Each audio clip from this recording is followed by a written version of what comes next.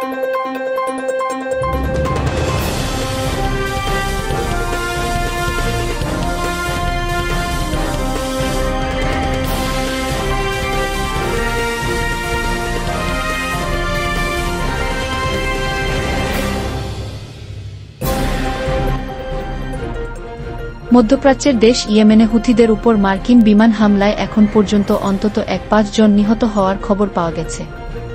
আহত হয়েছে আরও ৯ জন।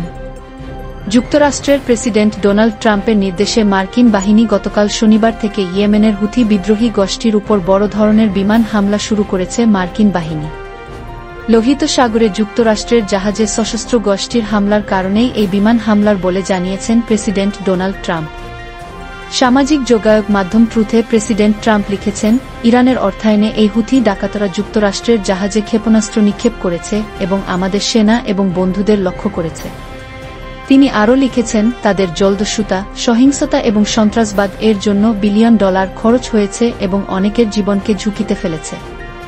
হুথিদের পরিচালিত স্বাস্থ্য মন্ত্রণালয় জানিয়েছে, এই হামলায় অন্তত ৫ জন নিহত হয়েছে এবং আরও ৯ জন আহত হয়েছে। গাজায় ইসরায়েল হামাস যুদ্ধের প্রতিবাদে যুক্তরাষ্ট্রের জাহাজকে লক্ষ্যবস্তু করেছিল যে গোষ্ঠীটি, তারা জানিয়েছে যে তাদের বাহিনী যুক্তরাষ্ট্রের এই হামলার জবাব দেবে। হুথিরা জানিয়েছে, শনিবার সন্ধ্যায় ইয়েমেনের রাজধানী সানা এবং উত্তরে অবস্থিত সাদা, যেখানে সেদি আরবের সীমান্তে এই বিদ্রোহীদের শক্ত ঘাঁটি রয়েছে, সেখানে ধারাবাহিক বিস্ফোরণের খবর পাওয়া গেছে। ইরান সমর্থিত এই বিদ্রোহী গোষ্ঠীটি ইসরায়েলকে শত্রু মনে করে।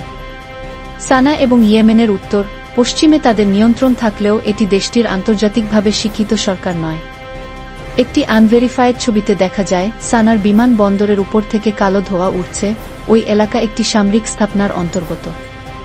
একটি বিবৃতিতে হুথিরা ইয়েমেনের রাজধানী সানার আবাসিক এলাকাকে লক্ষ্য করে দুষ্টু আগ্রাসনের জন্য যুক্তরাষ্ট্র এবং যুক্তরাজ্যকে দোষারোপ করেছে। যদিও এটা বোঝা যায় যে যুক্তরাজ্য হুথিদের লক্ষ্য করে শনিবারের হামলায় অংশ নেয়নি, কিন্তু তারা যুক্তরাষ্ট্রকে নিয়মিত জ্বালানি সহায়তা করেছে।